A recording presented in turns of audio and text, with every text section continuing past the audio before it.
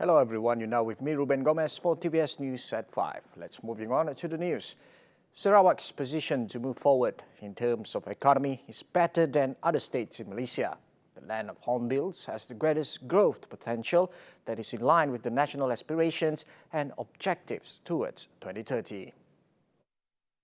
Prime Minister Tan Sri Muhyiddin Yassin further said that the federal government is committed to working together with the state of Sarawak.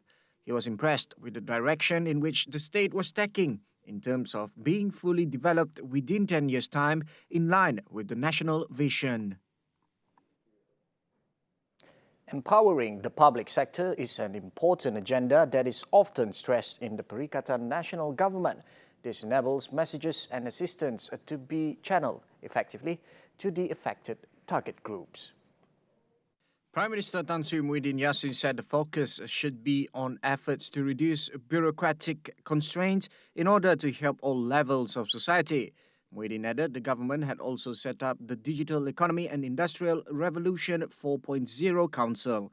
It aims to set policies, implement and monitor strategies, as well as come up with the Digital Economy and Industrial Revolution 4.0 initiatives in Malaysia. The establishment of the council was in line with the government's awareness of the importance of the public service sector as a catalyst in the field of digitalization and driving transformation towards industrial revolution. Meanwhile, Gabungan Parti Sarawak GPS supports Prime Minister Tan Sri Muhyiddin Yassin for the sake of future political stability. According to Sarawak Chief Minister Datuk Petinggi Abang Johari Tun Openg, the political stability will strengthen the cooperation between both federal and state governments. Masa depan, kalau kita mempunyai kestabilan politik yang baik, maka ini akan menjadi tarikan kepada pelaburan kita dan juga kepada pembangunan kita. Sebab itu Yang Berhormat Perdana Menteri GPS menyokong Perdana Menteri menjadi Perdana Menteri kerana menstabilkan negara. Dan saya percaya bahawa kalau negara kita stabil, kita dapat menghadapi cabaran yang lebih besar.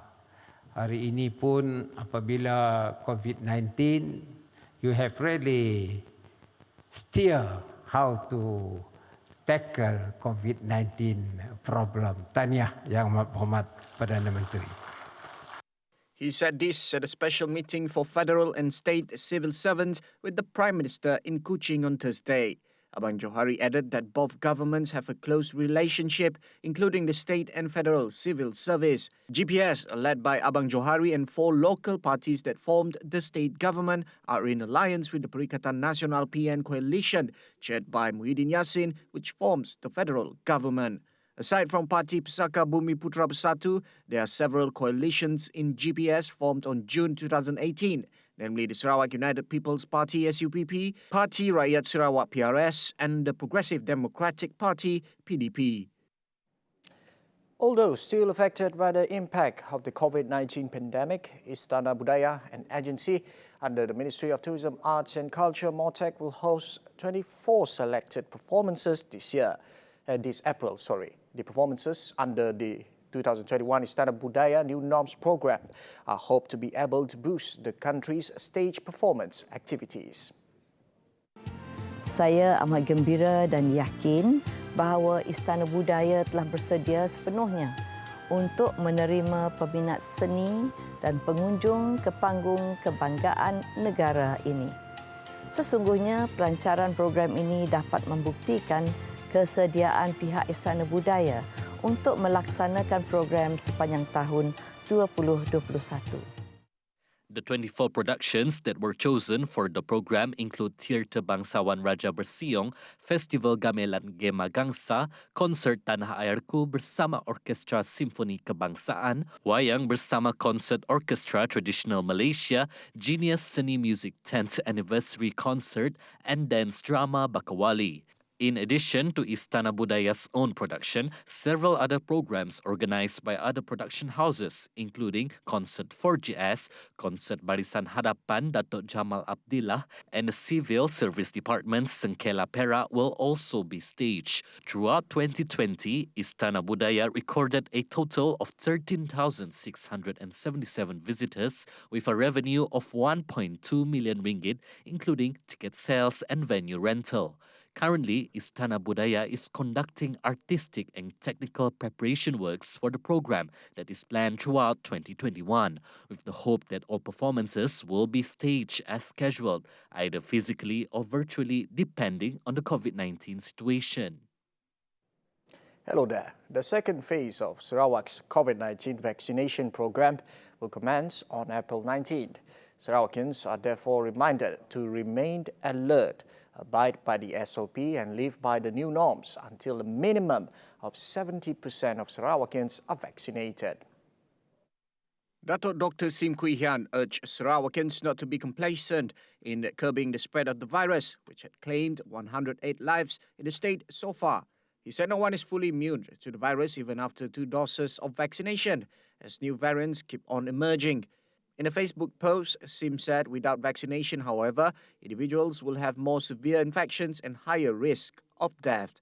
He told the public to continue to do their part seriously in order to curb the spread of the virus.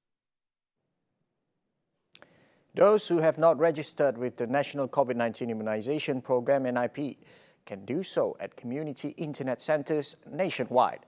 The help centres aim to help the public, especially senior citizens, who have difficulties in registering for COVID-19 vaccination through the MySejahtera mobile app. Malaysian Communications and Multimedia Commission (MCMC) said the community internet centres full-time staff will assist those having problems to ensure the registration process goes smoothly. There will also be informative posters at the centres regarding the COVID-19 vaccine registration through MySejahtera app. Through this effort, the Commission hopes to raise awareness among the people on the importance of vaccination to fight the COVID-19 pandemic. For any inquiries regarding the registration, the Commission reminded the public to contact their nearest community internet centres. 4 cryptocurrency mining operators were caught stealing electricity to run illegal cryptocurrency mining operations in Miri. 3 suspects were arrested by Miri police, with 300 cryptocurrency mining machines confiscated from 4 different premises located at Taman Tunku Lopeng and Jalan Miri Bypass Industrial Park. Following a public tip-off, a joint operation team comprising Sarawak Energy, the Enforcement and Legal Divisions of the Sarawak Ministry of Utilities and the police conducted close surveillance on the operators.